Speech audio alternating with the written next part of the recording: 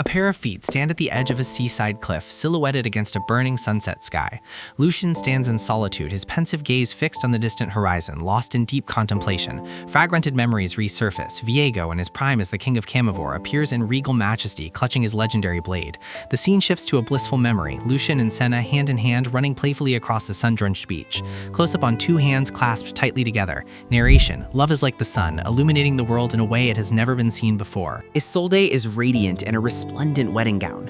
Viego holds Isolde's hand firmly as they walk together through a scene of pure, blissful celebration.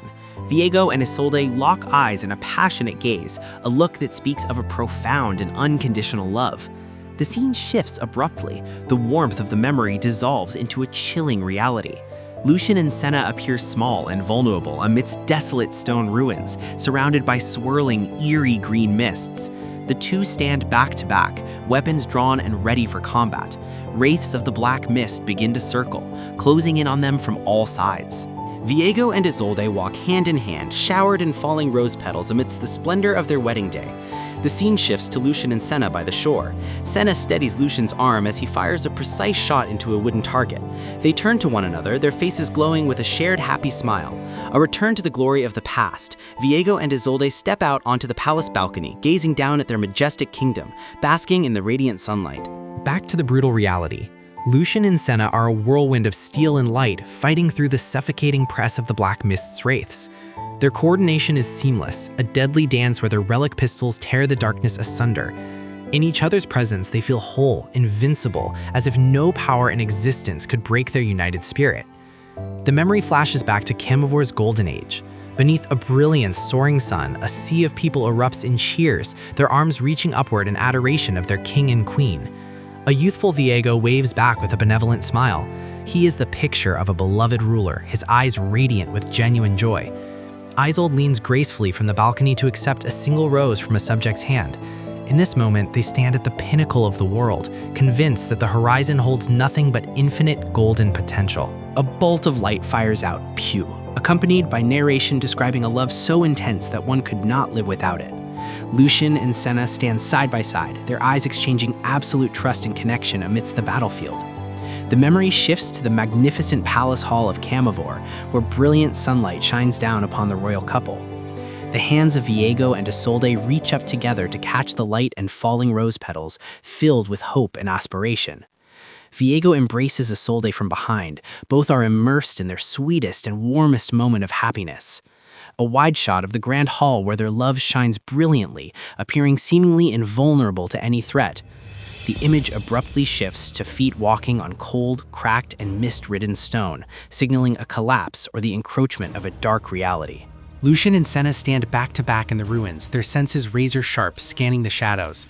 The ghostly rattle of iron chains echoes against the cold stone. Tink, tink, clink, the chilling herald of a long-standing nemesis. Lucian snaps his head around, his face hardening into a mask of grim tension. He recognizes the unmistakable sound of death. A spectral scythe tears through the mist, whistling through the air as it lunges directly for Lucian. Close up, Lucian's eyes widen in pure horror, a flash frame of a peaceful memory, Viego and Isolde holding hands, flickers for a heartbeat, a stark contrast to the impending doom. Senna lunges, shoving Lucian violently to the side, saving his life just as the blade whistles past. Senna takes the blow. Thresh's scythe hooks deep into her soul, violently wrenching it from her body.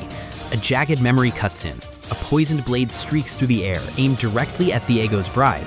Lucian's face is a mask of pure agony and shock as he bears witness to the nightmare unfolding before him. Mirroring him is Viego, his expression hollow and shattered, paralyzed by the same sudden despair. Thresh's sadistic laughter echoes through the ruins. Emerald chains coil around Senna, dragging her into the soul-bound depths of his lantern. Viego gasps out her name, breathless with shock. Isolde? Mirrored in the present, Lucian collapses to his knees, cradling Senna's cold, lifeless body. Viego hangs his head, his crushing grief beginning to fester and transform into a smoldering rage. Lucian screams his wife's name, Senna, the cry echoing through the desolate emptiness. Viego sits in a catatonic daze, his eyes hollow and unseeing. The sheer weight of his agony severs his connection to reality, leaving him oblivious to the anxious whispers of the courtiers surrounding him. Cut to Lucian in the present. He strides forward with grim determination, his twin relic pistols gripped firmly, ready to unleash their light. A shrieking wraith lunges from the gloom, its spectral claws reaching for him. Lucian fights alone in the eye of a dark sorceress storm. A haunting narration asks, "Is there any line you would not cross to see your beloved again?" Back in the past, a flicker of mad hope ignites within Viego. He clutches a tattered ancient map, his eyes burning with a manic intensity as he cries out in triumph, "I have found it, the Blessed Isles!" Lucian sets foot upon the desolate shores of the Shadow Isles. A haunting question echoes in his mind, pondering the dark boundaries one is willing to transgress. Cut to the past. Viego's Dalian cuts through the churning black waves of the Midnight Sea, a desperate voyage driven by the hope of resurrection. The imagery blurs and intertwines, Viego kneeling before his ironclad warriors in the past, mirrored by Lucian's weary but defiant stance in the present. Both are men consumed by an all-encompassing, obsessive devotion. What would you sacrifice to feel the warmth of the light once more? How far would you go for love? The scene opens with an extreme declaration. I would risk all for love. Viego appears solitary yet resolute, prepared to embark on a path from which there is no return. Viego sets foot upon the Blessed Isles, bathed in the radiant glow of sunset. He is convinced that after his long, arduous journey, this sanctuary holds the final answer to defying destiny. Undeterred by the warnings or the presence of the island's guardians, Viego strides forward, cradling Isolde's lifeless form. Within him, a blind hope has utterly eclipsed all reason. The guardians of the holy site emerge, their eyes filled with apprehension and vigilance.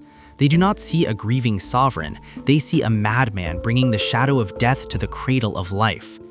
Viego casts aside his duty and title, for what is a kingdom without its king, and what is a king without its queen? He boldly declares his ultimate demand, to seize the waters of life and resurrect his beloved bride. Viego cradles Isolde's body, his conviction absolute. The waters of life are no mere legend. He is trapped in a delusional mantra, without her, I fall, and without me, Camivore is doomed. In his mind, no price is too steep, no sacrifice too great to buy back his queen's soul. A high priestess of the Isles stands in his path, her voice a final plea. She warns that these sacred waters harbor a power far beyond human comprehension or control. To touch them is an act of unforgivable sacrilege. Her wisdom, however, falls on the deaf ears of a man blinded by grief. Viego strides through the encircling guardians, his heart seething with resentment. Who could hear my plea and turn me away, he wonders. To him, their sacred duty is no longer a virtue, but an act of cold-hearted cruelty and selfishness. Viego's gaze darkens, now openly predatory. His perception of reality warps. Anyone obstructing his noble quest to save his wife is no longer a guardian of peace, but a sworn enemy. Close-up, a hand tightens around a sword's hilt, the leather creaking as the blade is poised to be drawn. The era of negotiation has ended. The era of slaughter is about to begin. Viego effectively declares war. He is prepared to crush anyone or any obstacle that dares to stand in his way. In his eyes, the priest's resistance is nothing more than a trivial annoyance. Viego's eyes burn with fanatical intensity. He clings to a blind delusion. My cause is righteous. He has convinced himself that this invasion is a noble crusade, justified entirely in the name of love. Cradling Isolde, Viego strides into the heart of the inner sanctum, where divine light cascades down and radiant beams. To him, the island's ancient mysteries are mere fuel to serve his own selfish obsession. At last, Viego reaches his destination. He drops to his knees beside the shimmering silvery pool of the waters of life. Viego wades into the sacred pool, consumed by blind obsession. He truly believes he has outplayed destiny itself. Nothing can stand in the way of my love. Defying death, with a touch both tender and fanatical, Viego lowers Isolde's body into the shimmering depths. The narration rings out like a declaration of war against the natural order. Not even death can stop me.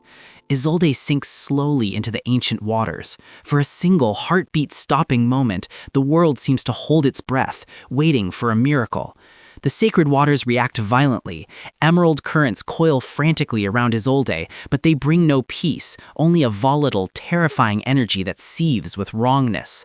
Suddenly, a pair of eyes snap wide, burning with the baleful, spectral green fire of a soul-shattering curse. From the depths of the waters of life, a violent emerald vortex erupts, tearing the darkness asunder.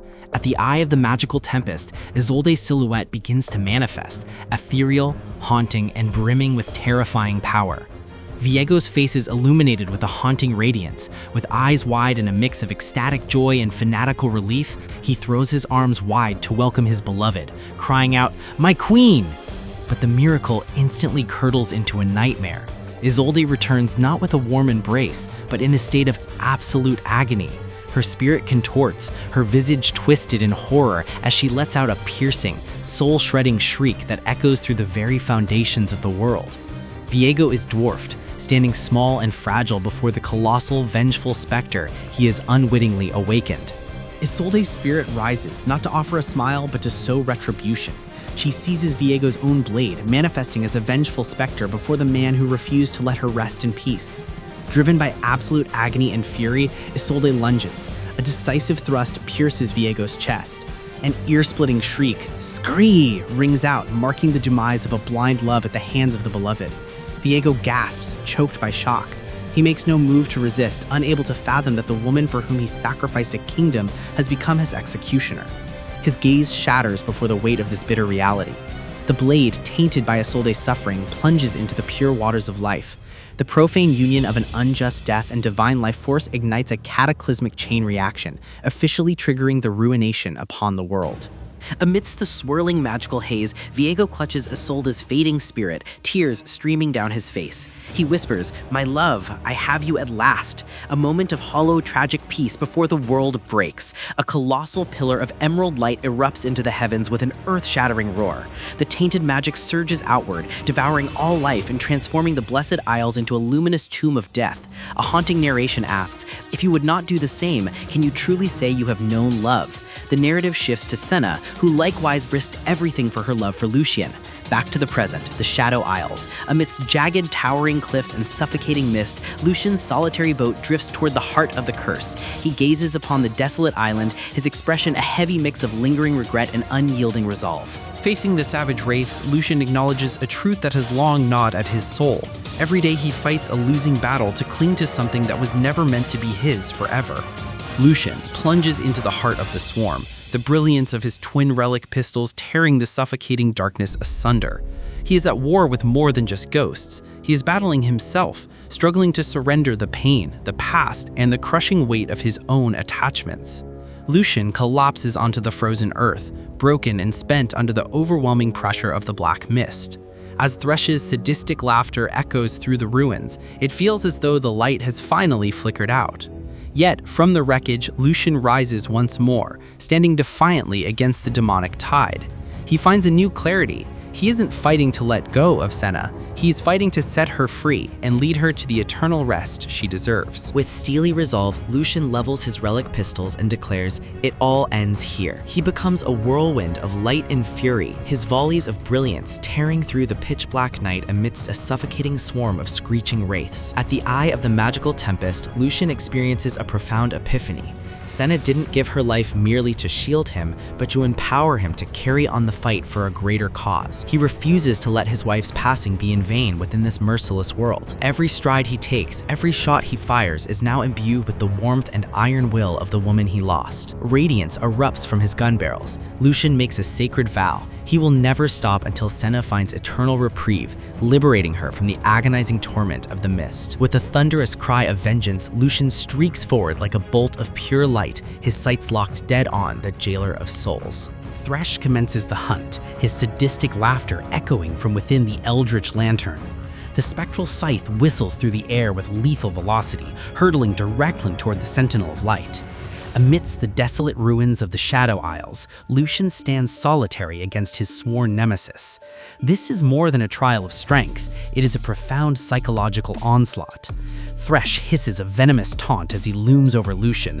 "None escape me, not while there are souls left to suffer." He toys with Lucian's mind, weaponizing the collective agony of those held captive within his reach. The lantern pulses with a sickly, eerie light as Thresh whispers, "I could tell you stories, Sentinel, but you are far from ready." He deliberately twists the knife of Senna's memory, hoping to watch Lucian crumble.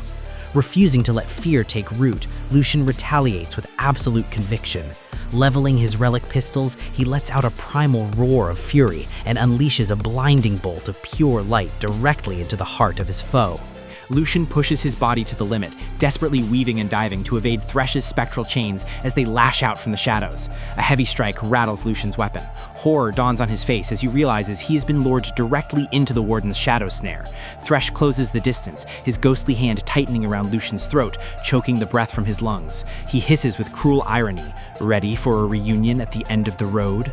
On the very precipice of death, the impossible happens. From deep within the depths of the wretched lantern, a defiant spark of light suddenly flares into a blinding brilliance. A massive detonation of pure light erupts, tearing the black mist asunder and shattering the encroaching darkness. The black mist churns and eddies, slowly parting to reveal the haunting silhouette of Senna.